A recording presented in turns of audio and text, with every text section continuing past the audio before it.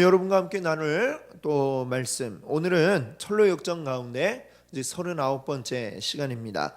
무지와 배신자, 무지와 배신자라고 하는 사람들이 오늘 등장을 하게 됩니다.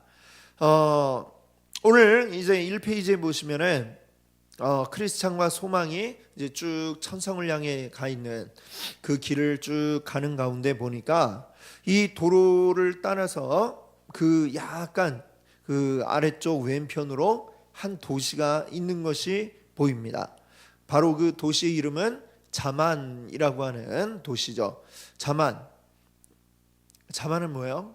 교만 뭐 비슷한 거죠. 자, 과연 이 도시 무엇을 의미하는지 한번 뒤에 우리 2페이지의 1번, 2페이지 밑에 1번 보세요.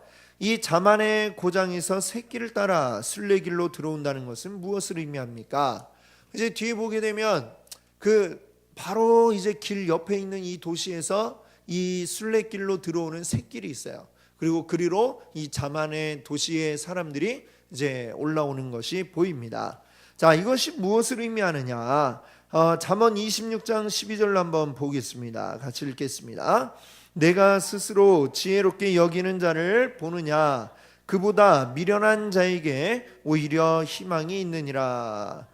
아멘. 자, 이 얘기는 무슨 얘기냐면 이 자만이라는 도시로부터 순례길로 올라오는 사람들, 그 사람들이 지금 바로 이러한 자들이다, 그 얘기죠. 스스로 지혜롭게 여기는 자들. 이들은 이 철로 역정을 보면서 모든 샛길은 다 어떻습니까? 샛길로 갔을 때는 안 좋은 일들이 생기고, 이 샛길은 진짜 길이 아니죠. 우리가 가지 말아야 될 길인데 자꾸만 이런 샛길들이 연결이 되어 있어요. 근데 이 샛길을 통해서 들어와서 나도 이 길을 가고 있다라고 생각하는 사람들, 그런 사람들이 자꾸 나오는 데가 이제 자만의 도시인 것이고, 이들은 샛길을 통해 순례의 길을 들어오고 있습니다. 그래서 이 샛길을 통해 들어왔다는 건 뭐예요? 원래는 어디를 통해서 들어와야 됩니까? 이 순례의 길은 좁은 문을 통해서 들어와야죠. 좁은 문을 통해서 들어와야만 되는데 자꾸만 이제 샛길로 들어옵니다. 좁은 문으로 들어온다라고 하는 건 뭡니까? 내가 그 좁은 문을 통해 들어옴으로써 구원받았음을 알고 구원의 확신을 가지고 이제 나아가야 되는데, 그 구원의 확신이 없음에도 불구하고 나는 구원받았다라고 스스로 착각하고 있는 사람들이 샛길을 통해 들어온 사람들이 되겠죠. 그래서 그러한 사람들이 막 몰려있는 도시를 자만이라고 이렇게 이야기를 했어요. 자, 그 1페이지로 다시 와서 이 자만이라는 도시에서 이제 한 사람이 샛길로 들어옵니다. 그래갖고 이 두 사람, 크리스찬과 소망을 만납니다. 자, 그 한 청년이 이제 그 샛길로부터 들어와요. 그 청년의 이름은 뭐냐면 무지라는 게 뭐예요? 알지 못한다라는 얘기죠. 알지 못하는 이 무지라고 하는 사람이 샛길로 통해 가지고 들어왔습니다. 자, 뒤에 3페이지에 2번 질문 한번 보겠어요. 이 무지는 어떤 사람입니까? 자, 지금 우리가 보았지만 샛길을 통해 이 좁은 문으로 들어오는 자, 좁은 길로 들어왔다는 것은 하나님께로 이제 나아가는 그 길로 들어온 거잖아요. 근데 제대로 된 길이 아니라 잘못된 길로 해서 들어왔다라고 하는 얘기입니다. 즉, 이 사람은 이제 뒤에 보면 나오게 되지만 이 제대로 된 하나님의 예수 그리스도의 그 보혈의 능력으로 자기가 구원에 이르는 것이 아니라 다른 자기의 노력, 이런 것들을 통해서 자기가 구원받을 수 있다. 자기는 그런 것들을 했기 때문에 구원받는 곳에 갈 수 있다라고 생각하는 그러한 사람입니다. 로마서 10장 2절과 3절인데요. 같이 한번 읽어보겠습니다. 내가 증언하노니 그들이 하나님께 열심히 있으나 올바른 지식을 따른 것이 아니니라. 하나님의 의를 모르고 자기 의를 세우려고 힘써 하나님의 의에 느니라. 아멘. 네, 바로 이 무지한 사람들, 굉장히 열심을 가지고 있는데 잘못된 열심을 가지고 있는 거예요. 하나님의 말씀을 제대로 모르기 때문에 그들이 잘못된 열심을 가지고 있는 것입니다. 무엇이 하나님의 뜻인가? 온전한 하나님에 대한 지식이 없이 그저 자기 열심, 자기 열정으로 그렇게 열심히 어떤 종교적 행위를 하고 있는 거죠. 말 그대로 종교적 행위. 하나님의 말씀대로 하는 행동이 아니라 굉장히 종교적으로 보이는 행동들을 이 사람들은 하고 있는 것입니다. 그걸 가지고 그들은 스스로 자기 의로움에 빠지게 되는 것이죠. 자기 의에 빠진 사람들 마지막에 하나님 앞에 가면 어떻게 되죠? 그 마태복음에 보면 그 비유가 있지 않습니까? 양과 염소의 비유가 있죠. 마지막 때에 양의 편에 선 자들과 염소의 편에 선 자들을 딱 나누셨을 때 염소 편에 이 서 있던 자들도 주님께 막 하소연을 합니다. 주님, 우리가 주님의 이름으로 열심히 일하지 않았습니까? 라고 물어요.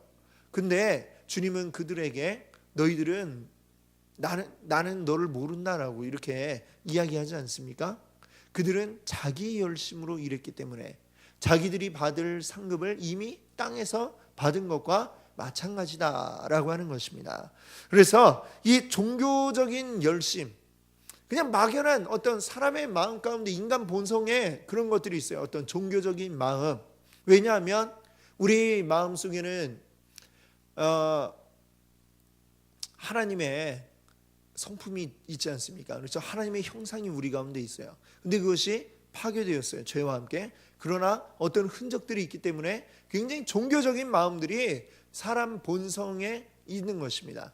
그래서 이 세상에 여러 가지 종교가 생겨나는 것이고요.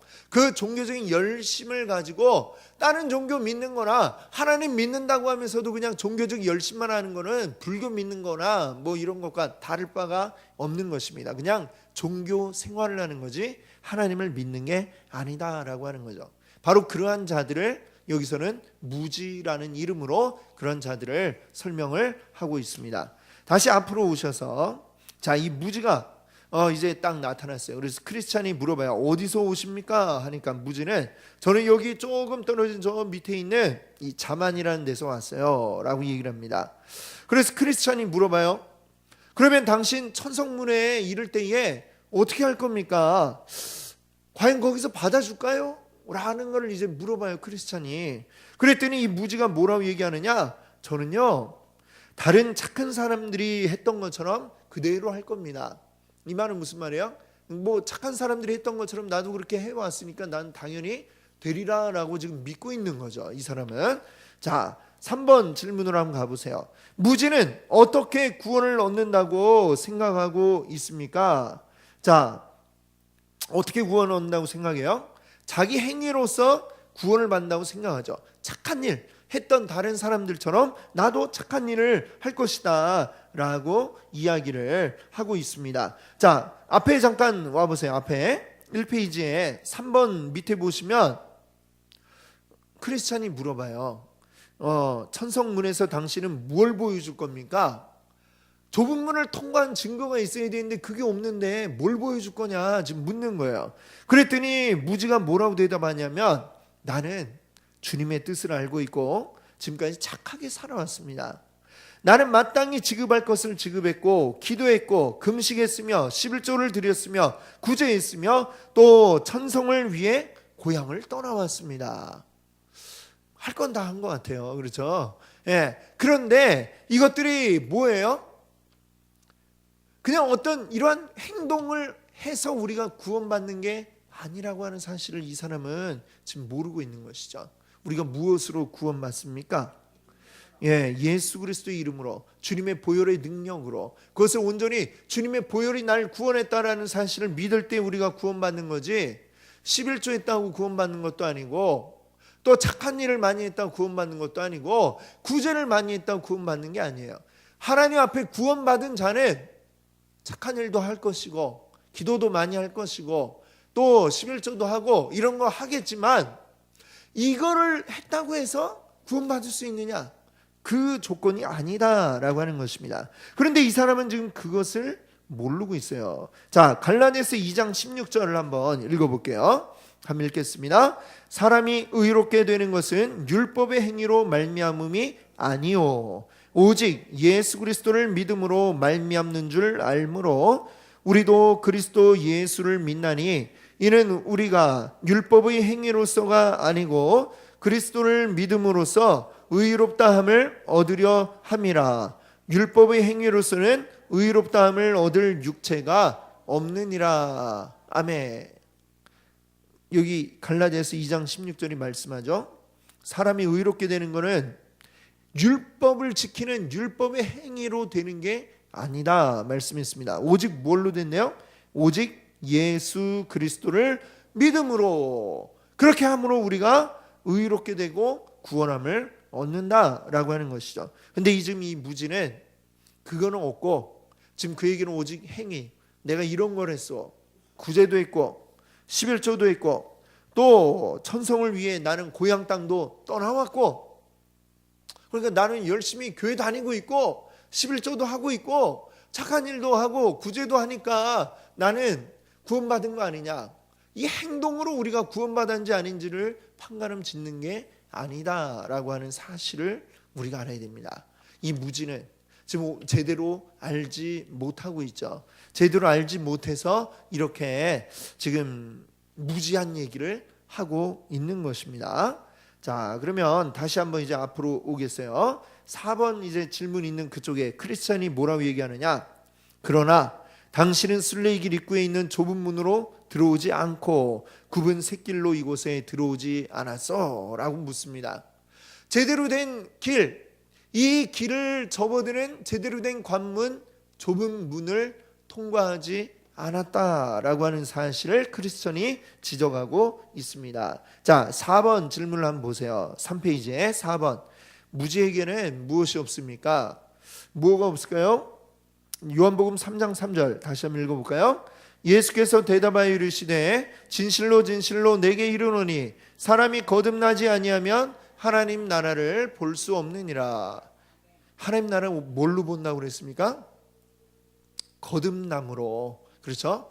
우리가 주일 오후 시간에 요즘에 하고 있는 게 뭐야? 우리가 구원에 이르는 그 구원에 이르는 단계, 그것들을 우리가 쭉 몇 주간에 걸쳐서 지금 생각해 보고 있습니다. 그때에 구원에 이르는 단계 맨 처음 뭐냐면 소명이에요. 소명. 하나님이 우리를 부르심. 그 다음에는 뭐냐면 중생. 뭐냐면 즉 거듭남. 하나님이 우리를 부르시면 거듭남이 이제 생겨나게 됩니다. 그런데 지금 이 무지는 지금 이 앞에 이 단계들을 생략해 버렸어요. 지금 이 뭐 11조도 하고 그다음에 구제도 하고 그다음에 또 뭐 여러 가지 좋은 일들을 많이 하는 이런 것들은 뭐냐면 우리가 성화되어 가는 가운데 마지막에 이제 쭉 가면 성화가 나오잖아요.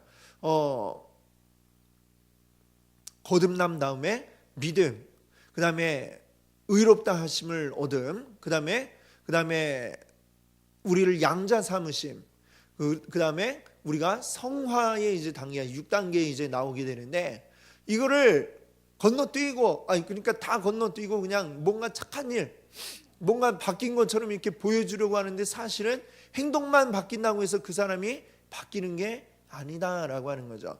근본적인 우리 안에 변화가 일어나지 않으면 안 되는 것인데, 그 근본적인 변화가 뭐예요? 거듭남이라고 하는 것이죠. 이 거듭남이란 무엇입니까? 내가 이제는 이 바울 사도가 표현을 하잖아요. 뭐라고 표현했냐면 우리가 원래는 돌감람나무의 가지인데 이것이 어디에 접붙임이 됐다고 그래요? 참감람나무에 접붙임이 되었다라고 그래요.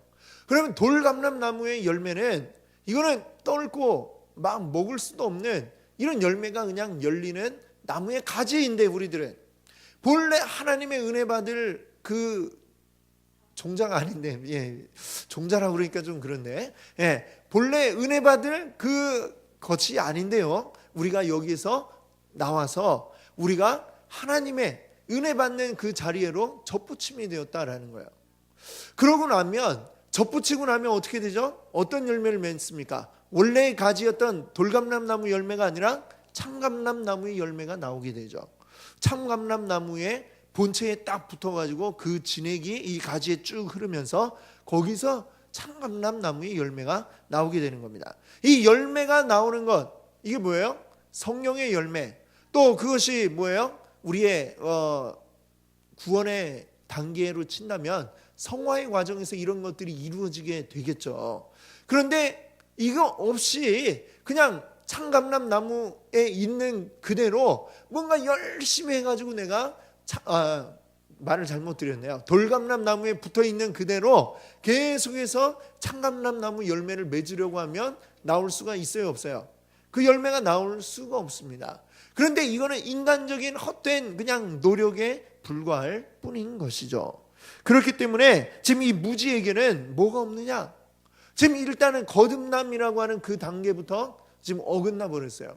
거듭남이 없고 하나님이 이 무지를 아직 부르지 않으시고 거듭남이 없고, 그러니까 그 다음에 뭐 의롭다 하심 기타 계속된 그 다음 단계들이 나타날 수가 없는 것입니다. 성령께서 그의 안에 역사할 수가 없죠. 성령이 지금 그의 안에 계시지를 않기 때문에 성령의 우리에게 예수 그리스도의 그 은혜들을 적용하는 이 효과적인 그 역사가 나타나지를 않는 것입니다. 그래서 무지는 지금 그냥 자기 혼자 그냥 열심히 종교 생활을 하고 있는 거지 믿음의 생활, 참된 하나님 믿는 백성의 생활을 하고 있지 못하다라는 사실을 알아야 되겠습니다.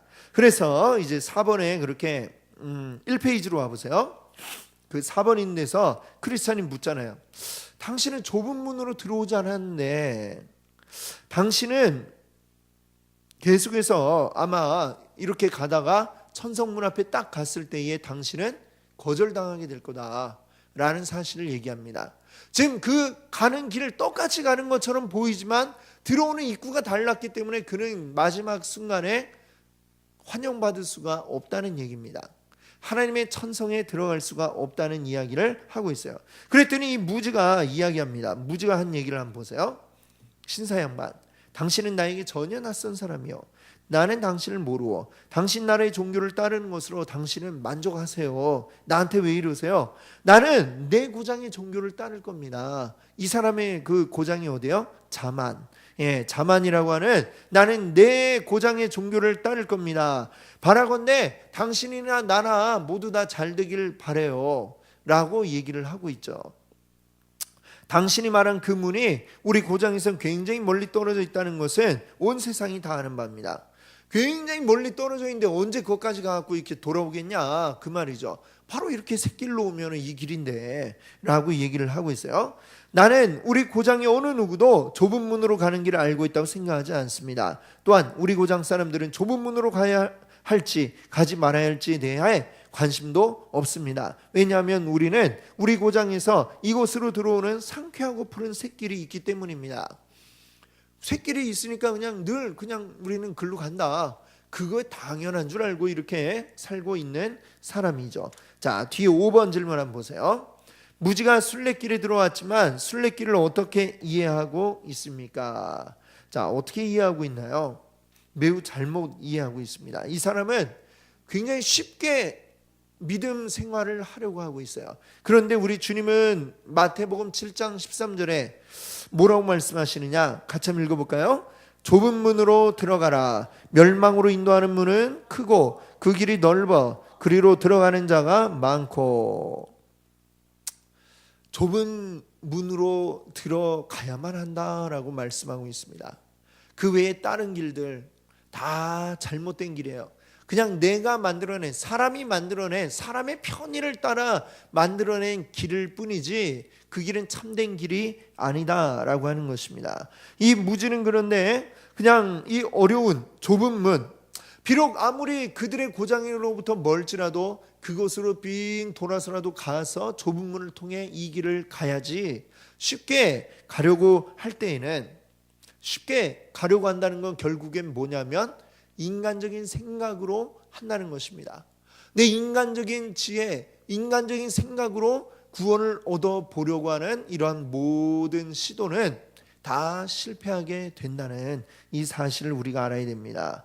이 쉽게 가는 길은 없어요. 주님께 가는 길은 힘들고 어려운 좁은 문을 통과한 좁은 길 뿐인 것을 우리 기억할 수 있기를 바랍니다. 아멘. 자, 1페이지에 그 5번 이제 밑에 보시면 맨 마지막 줄에 1페이지요. 크리스천은 그 남자가 지혜로운 척하지만 스스로를 속이고 있는 것을 보면서 소망에게 속삭였다. 네, 이 잠언 26장 12절 한번 같이 읽어볼까요? 내가 스스로 지혜롭게 여기는 자를 보느냐? 그보다 미련한 자에게 오히려 희망이 있느니라. 네, 그 옆에 또 전도서 10장 3절 말씀이 또 나옵니다. 우매한 자는, 같이 읽겠습니다. 우매한 자는 길을 갈 때에도 지혜가 부족하여 각 사람에게 자기가 우매함을 말하느니라. 아멘. 자, 뒤에 이제 3페이지에 밑에 있는 6번 질문을 한번 보겠습니다.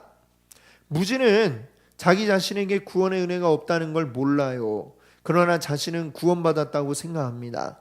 무지에게서 나타나는 특징, 이 무지에게서 나타나는 특징 무엇일까요?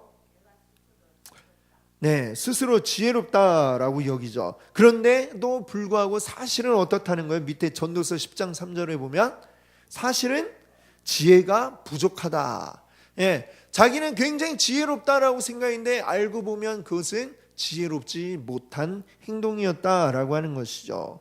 그 자신의 그 어리석은 생각을 지혜라고 생각하면서 자신이 구원받았다라고 생각하는 큰 착각에 빠져 있는 사람, 그게 바로 무지인 것입니다. 자, 다시 이제 우리 2페이지에 보시면 6번 뒤에 크리스찬이 이제 또 얘기를 합니다. 자, 우리가 그 남자와 이야기를 계속할까요? 이 얘기는 지금 누구랑 하는 거냐면 소망하고 지금 얘기를 하는 거예요. 우리 이 남자하고 계속 얘기할까요? 아니면 그냥 떠나갈까요? 어쩔까요? 라고 이렇게 지금 서로 이야기를 하는 겁니다. 그랬더니 소망이 뭐라고 하냐면 무지가 잠시 우리가 말한 것을 생각하게 합시다. 우리가 지금 이제 이 참된 구원받는 길이 무엇인가를 일러주었으니까 어떻게 생각하는지 잠깐 두고 보자 라고 이렇게 이야기를 하죠. 자, 다음 페이지 그 4페이지 보시면 7번 질문이 있어요. 무지가 자기 자신의 상태를 깨닫게 하는데 필요한 건 무엇일까요? 자, 물론 시간도 필요하지만 그 시간을 가지고 뭘 살펴봐야 되느냐? 뭘 점검해 봐야 될까요? 고린도후서 13장 5절. 자, 함께 읽어보겠습니다. 너희는 믿음 안에 있는가? 너희 자신을 시험하고 너희 자신을 확증하라. 예수 그리스도께서 너희 안에 계신 줄을 너희가 스스로 알지 못하느냐? 그렇지 않으면 너희는 버림받은 자니라. 네, 아멘. 스스로 지금 이 질문을 하면서 자기 자신을 점검해 봐야 되는 것입니다. 무지가요. 무엇을요? 나에게 믿음이 있는가? 믿음이 있는가? 하나님이 날 구원하셔서 그것으로 내가 예수 그리스도의 보혈로 구원받은 그 믿음이 나에게 있는가? 이것을 점검해 봐야 됩니다. 아니면 단지 나는 어떤 종교적인 생활 자체에 만족을 하고 있는가? 종교적인 생활로 나는 구원받았다라고 착각하고 있는 게 아닌가? 라는 것을 스스로 점검해 봐야 되는 것이죠. 점검해 보면 이 스스로 무지가 만약에 깨닫게 된다면 물론 그것도 스스로 깨닫는 게 아니죠. 성령께서 그 안에 역사하시면 깨닫게 하실 것이고 그 깨달음으로 인해서 그도 다시 구원의 길을 올바르게 찾아가는 그런 놀라운 일이 생겨날 수 있겠죠. 근데 이제 그러기 위해서 시간, 스스로 자신을 점검해 볼 시간이 필요하다라는 이야기를 하고 있습니다. 자, 그 다음에 우리 2페이지 보시면 7번 뒤에 읽어볼게요. 그리고 그가 선한 충고받는 것을 거절하지 못하게 해서 가장 중요한 것에 대해 무지한 상태로 두게 하지 말자. 즉 가장 중요한 건 뭐예요?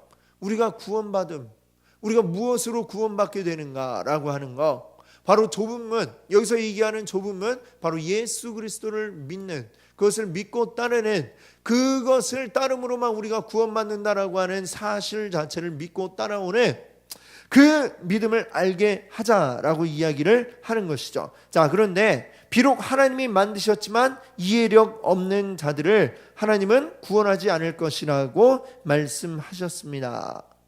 이 세상에 많은 사람들이 있지만 모든 사람들이 다 구원받는 게 아닙니다.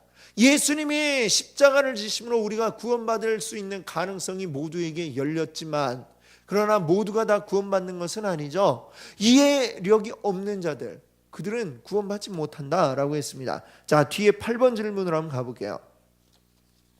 8번에 이해력 없는 자들 이야기를 하고 있는데, 하나님의 말씀을 이해하지 못하는 자들이 버림받는 이유가 무엇입니까? 하나님 말씀을 이해한다는 것, 그 말씀을 믿는다는 것, 사실은 이게 누가 하시는 일이에요. 내가 믿고 싶어서 믿는 게 아니라 내 안에 성령님이 계시기 때문에 그것이 믿어지는 것이고, 그래서 우리가 믿음을 가질 수 있는 것입니다. 그러면 이해력이 없다라고 하는 것은 사실은 그의 안에 성령님이 계시지 않는다라고 이해할 수가 있겠죠. 그래서 그는 구원의 은혜로 더 이상 나아갈 수가 없는 거예요. 그것이 그 사람이 지금 영영 구원받지 못할 자일지 아니면 지금 현재로서 그런 것일지는 알 수가 없으나, 어쨌거나 지금 현재로서는 그의 안에 성령이 계시지 않는, 그래서 아무리 말씀을 이야기해도 이해하지 못하는 상태에 있다라는 것이죠. 그러나 지금 그렇다 해서 영원히 그러리라는 또 보장은 또 없습니다. 그러니까 나중에 또 언젠가 그가 깨닫고 믿게 될 수도 있죠. 옛날에 그래서 그 고구마 전도왕 들어보셨어요? 예, 그분이 맨날 하는 말이 고구마 익었나 안 익었나 푹 찔러보고 그러라고 그러잖아요. 익을 때가 된 사람은 이제 바로 반응을 보이고, 안 된 사람은 또 그냥 내버려 두고, 다음에 또 누군가가 아니면 또 내가 이렇게 푹 찔렀을 때 익었으면 이제 또 열매 맺게 된다, 이런 얘기를 하시더라고요. 근데 맞겠죠. 그러니까 어느 시기에 그 사람이 구원받을지 우리는 알지 못하니까 때를 얻든지 못 얻든지 너는 복음을 전하라, 이 말씀하지 않습니까? 그것이 우리에게 필요한 줄 믿습니다. 어찌되었거나 지금 이제 하나님 말씀을 이해하지 못하는 자는 그 안에 성령의 역사가 일어나지 않는 거예요. 성령님이 계시지 않고 성령의 역사가 일어나지 않으니까 이것이 믿어지지 않고, 그러나 그 영혼을 위해서 우리가 기도함이 필요하다 생각이 됩니다. 그 다음에 이제 9번을 한번 봅시다. 이해력이 없는 자들은 하나님 구원하지 않으신다라고 했는데, 그 말에 대해서 9번, 구원의 은혜에서 반드시 필요한 건 뭡니까? 뭐가 필요할까요? 성령의 역사가 필요한 겁니다. 성령의 역사. 그러니까 믿음도 사실은 성령께서 우리 안에 계셔야 믿음이 우리 안에 있는 거예요. 내가 구원받는 데에 내가 할 수 있는 일은 사실은 아무것도 없다는 것이죠. 성령의 역사가 우리 가운데 있어야 된다. 성령님이 먼저 우리 안에 찾아오셔서 우리 마음의 문을 열어주시면 우리 안에 놀라운 역사가 일어나죠. 마치 밑에 13장 마태복음 13장 23절에 이야기하는 것처럼 한번 같이 읽어볼게요. 좋은 땅에 뿌려졌다는 것은 말씀을 듣고 깨닫는 자니 결실하여 어떤 것은 100배, 어떤 것은 60배, 어떤 것은 30배가 되느니라 하시더라. 아멘. 성령이 역사하시면 우리 마음밭이 좋은 땅이 되는 겁니다. 좋은 땅이 되어서 그 다음에 그 말씀이 탁 떨어질 때에 이것이 열매를 맺게 되는 거야. 30배, 60배, 100배로 열매를 맺게 됩니다. 그래서 성령의 역사, 그 역사 일어나면 우리가 그 말씀이 거부감이 사라지고 저항감이 사라지고 그 말씀이 나를 위한 말씀이구나라고 이렇게 믿게 되어지는 그런 은혜의 역사가 일어나게 되는 줄 믿습니다. 아멘. 그래서 요즘에는 요즘에 선교사님들 이렇게 이야기를 들어보면 이슬람권의 이런 지역에는 사실 이 복음을 전하는 것 자체가 굉장히 어렵잖아요.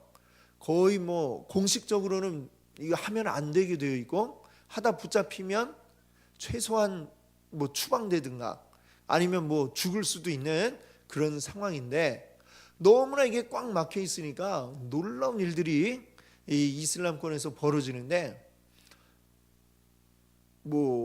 어떤 사람의 꿈에 예수님이 나타나서 예수님이 어떤 분인가를 이야기해주고, 그래갖고 그것 때문에 믿게 되는 이런 일들이 요즘에 이슬람권에는 꽤 자주 일어난다고 그래요.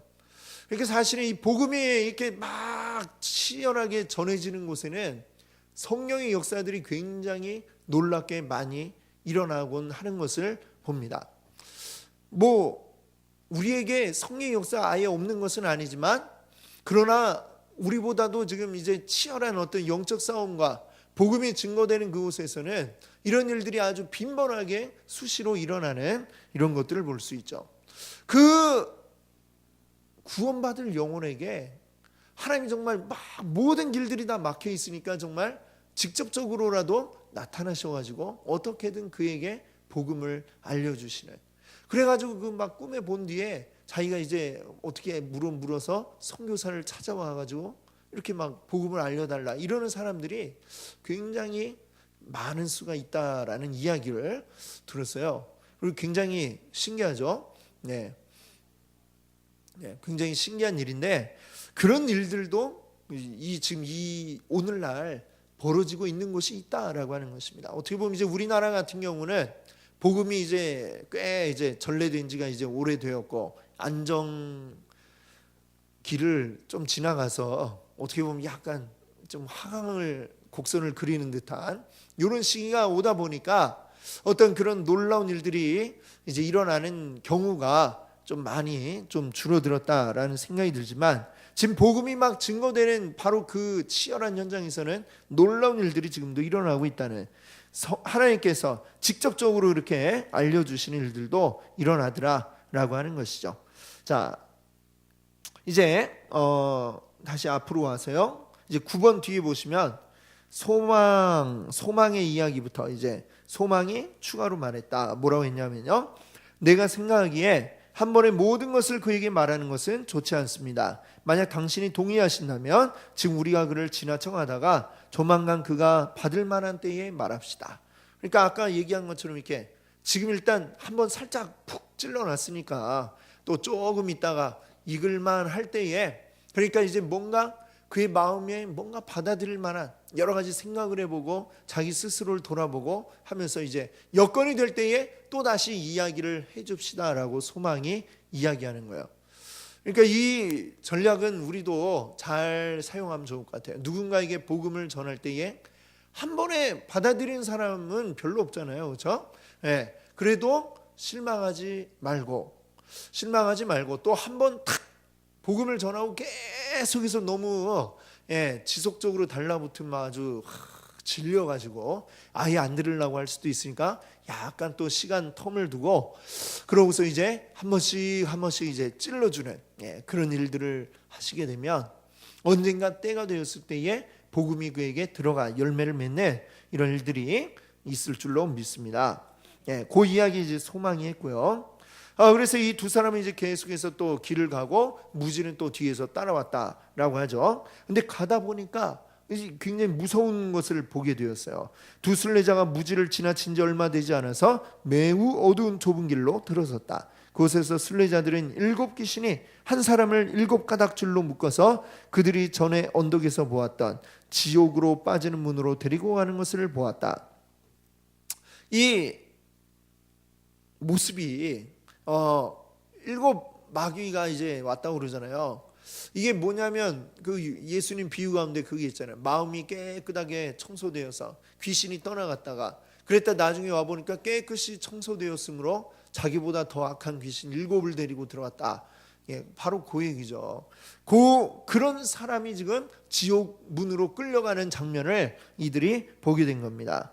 자, 그는 누구일 것인가? 아마도 배신자, 배교자일 것이다 라고 이렇게 생각을 했다는 얘기가 이제 10번에 나오고 있죠. 뒤에 한번 10번 질문을 보세요. 배신자는 어떤 시대에 많이 나타납니까? 주로 어떤 때에 많이 나오겠어요? 환난의 때에 많이 나타나죠. 환난이 있을 때에